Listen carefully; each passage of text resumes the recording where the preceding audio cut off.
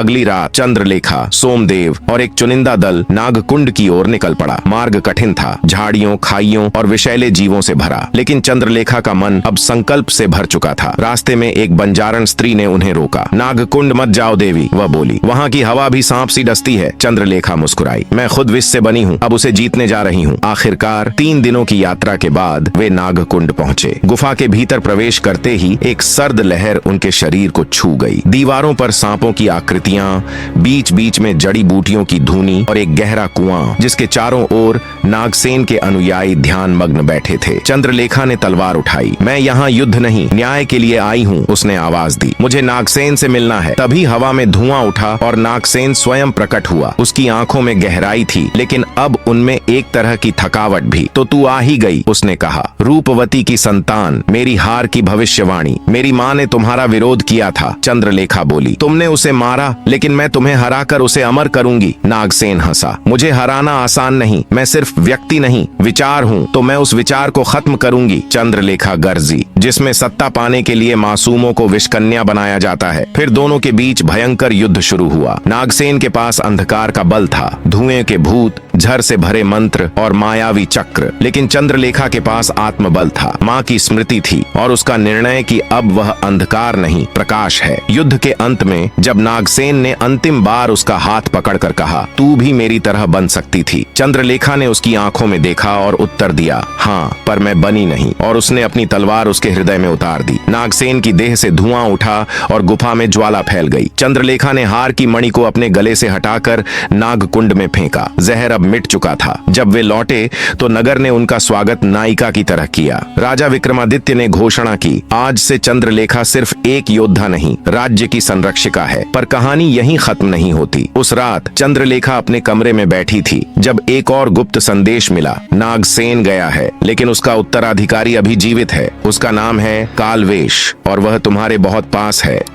उस रात मिला गुप्त संदेश अब भी उसकी मेज पर पड़ा था। नागसेन गया है, लेकिन उसका उत्तराधिकारी अभी जीवित है। उसका नाम है कालवेश और वह तुम्हारे बहुत पास है। अगली सुबह राजा विक्रमादित्य ने सभा बुलाई। दरबार में चंद्रलेखा, सेनापति सोमदेव, रघुपाल और गुप्तचरों के प्रमुख उपस्थित थे। हमें अब उस छाया से निपटना है जो नागसेन के मरने के बाद और घनी हो गई है, विक्रमादित्य ने गंभीर स्वर में कहा। कालवेश कौन है वह? रघुपाल ने सिर झुकाकर कहा। कालवेश नागसेन का दत्तक शिष्य है। उसकी आयु अज्ञात है, चेहरा किसी ने नहीं देखा। वह किसी भी व्यक्ति का रूप धारण कर सकता है। वह भ्रम का स्वामी है और सबसे भयानक बात यह है कि वह अब महल के भीतर ही हो सकता है। चंद्रलेखा की रगें ठंडी हो गईं। तो यह युद्ध अब बाहर ही नहीं रहा, यह हमारे भीतर है। विक्रमादित्य ने आदेश दिया, महल के सभी कर्मचारियों, मंत्रियों और सैनिकों की गुप्त जांच होगी। गुप्तचर दल सक्रिय कर दिया गया। हर व्यक्ति की गतिविधियों पर नजर रखी जाने लगी। इसी बीच कुछ रहस्यमयी घटनाएं हुई। एक रक्षक रात्रि में मृत मिला। उसकी आंखें खुली थीं और चेहरा भय से विकृत। एक मंत्री ने अचानक पागलपन में चिल्लाते हुए खुद को घायल कर लिया। वह मेरे भीतर घुस आया है, वह मुझे देख रहा है। राजमहल में भय फैल गया। एक रात चंद्रलेखा को महल की पश्चिमी गैलरी में हलचल सुनाई दी। वह तलवार लेकर पहुंची तो वहां रघुपाल छिपा मिला, अपने ही दस्तावेजों को जलाता हुआ। तुम ये क्या कर रहे हो? चंद्रलेखा चौंकी। रघुपाल कांपते हुए बोला, मैं जान गया हूँ कालवेश कौन है, लेकिन वह मेरा ही रूप धारण कर चुका है। मुझे नहीं पता मैं अब खुद हूँ या वह। तभी उसकी आंखें बदल गईं। वे अजीब सी चमकने लगीं और उसकी आवाज भारी हो गई। अब बहुत देर हो चुकी है चंद्रलेखा। चंद्रलेखा को झटका लगा। रघुपाल नहीं, यह कालवेश है। दोनों के बीच जबरदस्त द्वंद्व हुआ। रघुपाल के शरीर में छिपे कालवेश ने हवा में अजीब आकृतियां बनाई, जिससे चंद्रलेखा के सामने दो दो रघुपाल खड़े हो गए। बताओ किसे मारोगी? अगर तुमने सही को मारा तो दोष तुम्हारा, अगर गलत को मारा तो भी हार तुम्हारी। कालवेश की आवाज गूंजी। चंद्रलेखा ने आंखें बंद कर लीं। उसने अपनी माँ की शिक्षा याद की, सत्य को आंखों से नहीं आत्मा से पहचानो। उसने तलवार चलाई। एक ही वार सीधा हृदय पर। धुएं का बादल उठा और कालवेश की छाया हवा में विलीन हो गई। तुमने तो मेरी छाया को हराया है चंद्रलेखा, एक फुसफुसाहट आई, पर मैं अब और करीब आ रहा हूँ। अगली सुबह राजा विक्रमादित्य को सारी बात बताई गई तो वह अब छाया छाया नहीं रहा, वह हमारे भीतर आ चुका है, विक्रमादित्य बोले, और वह अब मुझे चाहता है, चंद्रलेखा ने कहा। उसकी अगली योजना मुझसे होकर निकलेगी। विक्रमादित्य ने कहा, तो वह गलती कर रहा है। लेकिन उस दिन की रात एक रहस्यमयी घटना घटी। महल के मंदिर में देवी की मूर्ति पर काले धागे और नाग की हड्डियां पाई गईं। यह तंत्र है, एक पुजारी ने बताया। यह संकेत है कि कालवेश अब महल के भीतर किसी नए रूप में प्रवेश कर चुका है। चंद्रलेखा के कक्ष में एक संदेश पहुंचा, केवल 4 शब्द, अब तू ही दर्पण है।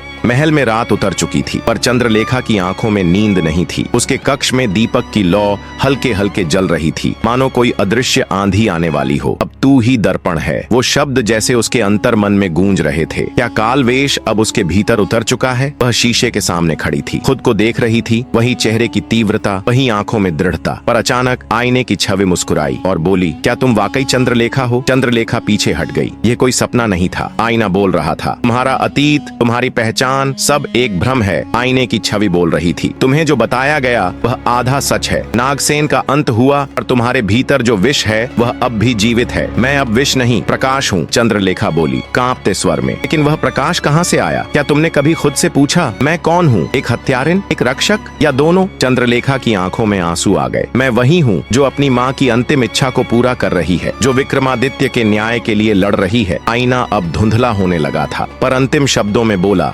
युद्ध तब नहीं जीतोगी जब तलवार उठाओगी, युद्ध तब जीतेगा जब तुम खुद को पहचान लोगी। अभी दरवाजे पर दस्तक हुई। सेनापति सोमदेव थे। चंद्रलेखा, महल के पश्चिमी गवाक्ष से काले धुएं का उठना देखा गया है। पुजारियों का कहना है कि किसी ने अंधकार तंत्र फिर से जागृत किया है। दोनों तेजी से वहां पहुंचे और जो उन्होंने देखा वह भयावह था। मंदिर के गर्भगृह में एक वृद्ध ब्राह्मण जमीन पर गिरा पड़ा था। उसके माथे पर नाग का निशान उभरा हुआ था और उसके सामने रखा था एक पुराना आईना जिसके भीतर धुएं की लहरें घूम रही थीं। यह वही आईना है जिसमें नागसेन अपने शिष्यों को सम्मोहित करता था, पुजारी ने बताया। पर किसी ने इसे फिर से सक्रिय कर दिया है। चंद्रलेखा ने आईने की ओर देखा और एक क्षण के लिए उसमें अपनी माँ रूपवती की छवि दिखाई दी। माँ, वह फुसफुसाई, लेकिन छवि बदल गई। अब उसमें कालवेश था। स्वागत है चंद्रलेखा, यह आईना अब तुम्हारा सच दिखाएगा। आईने से कालवेश की आवाज आई, आओ अपने अतीत की गहराई में उतर जाओ, जहाँ तुमने जन्म लिया, जहाँ नागसेन ने तुम्हारी माँ को बंदी बनाया और जहाँ तुम बनी विषकन्या। आईना अब एक द्वार बन चुका था। चंद्रलेखा ने विक्रमादित्य की दी गई अंगूठी को छुआ और बिना डरे आईने के भीतर कदम रख दिया।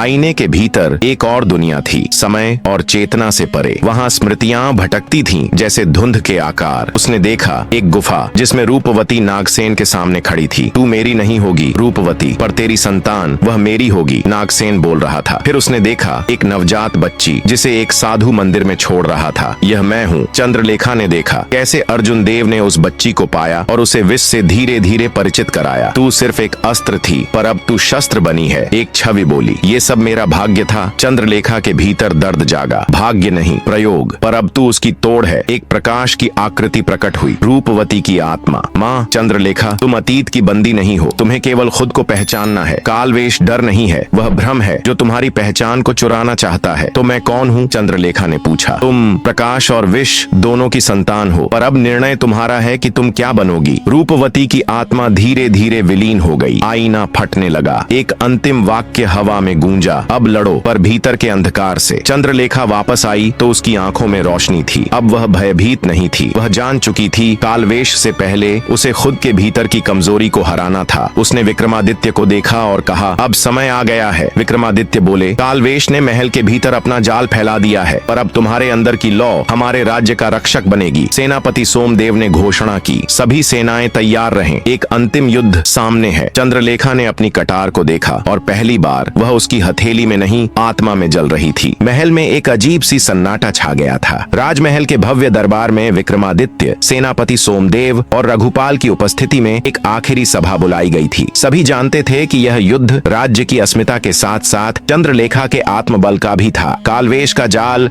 अब पूरी तरह महल के भीतर फैल चुका था और उसकी छाया से बचने का एक ही तरीका था, उसकी पहचान को नष्ट करना। चंद्रलेखा, विक्रमादित्य ने गंभीरता से कहा, तुम्हारा युद्ध युद्ध अब सिर्फ राज्य का नहीं बल्कि खुद तुम्हारे अस्तित्व का भी है। कालवेश उस अंधकार को दिखा रहा है जो तुम्हारी पहचान को नष्ट कर सकता है। अगर तुम्हें खुद को साबित करना है तो तुम्हें अपनी आत्मा की गहराई से उस अंधकार का सामना करना होगा। चंद्रलेखा ने सिर झुकाया, फिर दृढ़ आवाज में बोली, मैं तैयार हूँ महाराज। सेनापति सोमदेव ने एक आखिरी बार उसकी आंखों में देखा और कहा, इस बार तुम्हारे साथ पूरे राज्य की शक्तियां खड़ी होंगी, लेकिन याद रखना कालवेश अब एक व्यक्ति नहीं, वह हमारी ही कमजोरियों का रूप ले चुका है। चंद्रलेखा ने अपनी कटार की धार को देखा जो अब पहले से कहीं अधिक तेज और शक्तिशाली महसूस हो रही थी। उसकी आंखों में एक नई लौ जल रही थी जो अब केवल एक ही उद्देश्य से जल रही थी, राज्य की रक्षा और अपने अस्तित्व की पहचान।